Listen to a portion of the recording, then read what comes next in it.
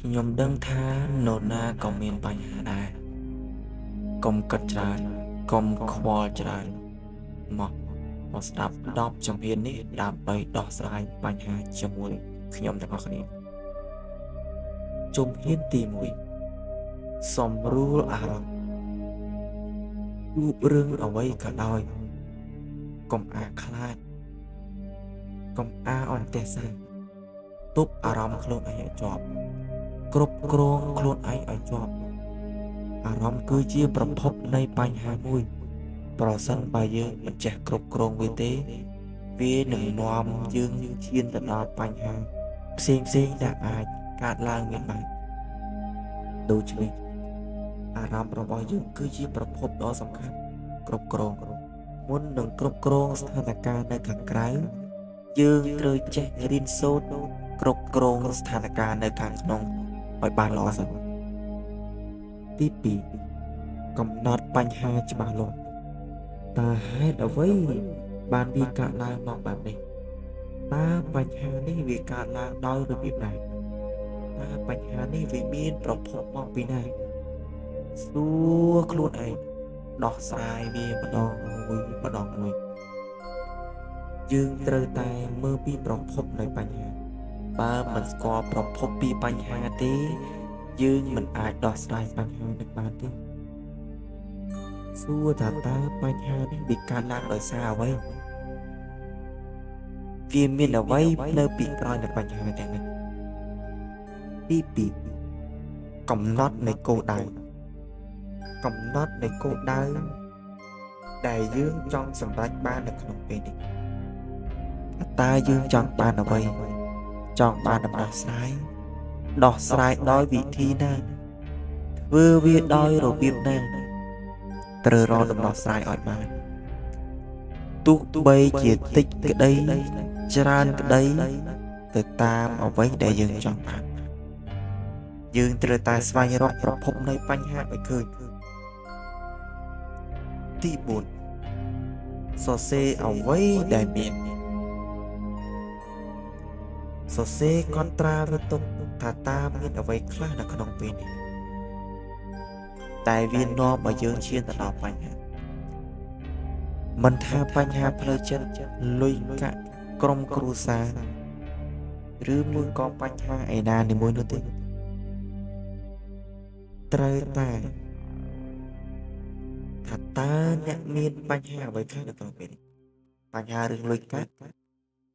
មនុស្សនិងការរស់នៅមួយណាជារបស់អ្នក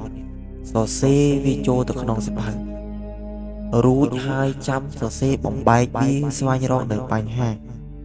ដែលវាកើតឡើងទី5ចាំយើងប្រមូលបញ្ហាទាំងអស់នោះមករកដំណោះស្រាយយើងបំបែកវាចេញ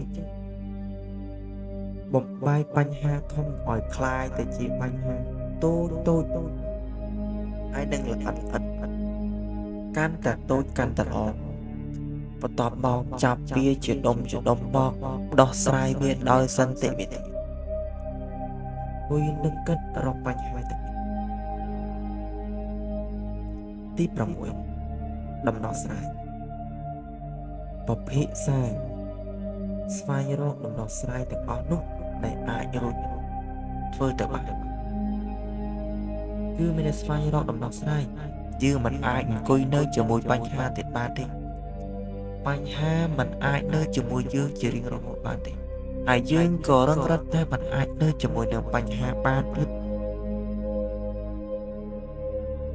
ទី7ធ្វើការកែលម្អពេលមានដំណោះស្រាយហើយធ្វើសកម្មភាពភ្លាមកុំទុកយូរកុំចាំសិនកុំទុកសិនធ្វើវាចាប់ធ្វើវាកុំដេករនាលនឹងបញ្ហាមិនមែនចេះតែកើតឡើងចំពោះមនុស្សដែលមានភាពរឹងមាំនោះទេបញ្ហាគឺកើតឡើងចំពោះអ្នកដែលទន់ខ្សោយតែប៉ុណ្ណោះអ្នកដែលខ្លាំងអ្នកដែលរឹងមាំបញ្ហាមិនអាចមកជាយ៉ាងបានទៀតទេបន្ទាប់មក យើងត្រូវតែកែលម្អធ្វើសកម្មភាពបណ្ដាកែលម្អវាឲ្យធ្វើវាឲ្យកាន់តែប្រសើរជាងនេះបញ្ហាមួយជាមេរៀនមួយបញ្ហាពីរជាមេរៀនពីរដោះស្រាយបញ្ហាមួយបានជាបទពិសោធន៍ដោះស្រាយបញ្ហាពីរបានក៏ជាបទពិសោធន៍ទៅថ្ងៃមុខយ៉ាងណាយើងមិនដឹងទេសំខាន់បញ្ហាបច្ចុប្បន្នយើងអាចដោះស្រាយបានគឺជារឿងសំខាន់ទី9បូកសរុបបទពិសោធន៍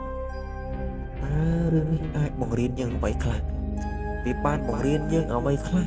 តែរហូតដល់យើងបានដោះស្រាយបញ្ហាទាំងនេះបានបញ្ហាទាំងនេះវាកើតឡើងដល់របៀបណាយើងដោះស្រាយវាបានដល់របៀបណានេះហើយជាបទពិសោធន៍យកវាបកប្រើប្រាស់នៅក្នុងជីវិតយើងនឹងរឹតរឹងតែរឹងមាំតទៅមុខទៀតទី10យកវាធ្វើជាមេរៀនយកវាធ្វើជាបទពិសោធន៍ហើយយើងគួរតែជៀសវាងកុំឲ្យវាកើតឡើងនៅក្នុងថ្ងៃក្រោយទៀតថ្ងៃក្រោយមិនអាចឲ្យមានបញ្ហានឹងកើតឡើងម្ដងទៀតបានទេបញ្ហានេះយើងត្រូវតែយកវាជាបទពិសោធន៍ចាត់ទុកវាជាមេរៀនថ្ងៃក្រោយបញ្ហានឹងកើតឡើងម្ដងទៀតយើងត្រូវតែដោះវាដោយខ្លួនឯងរកដំណោះស្រាយដោយខ្លួនឯងអ្នកអនុវត្តនៅបញ្ហា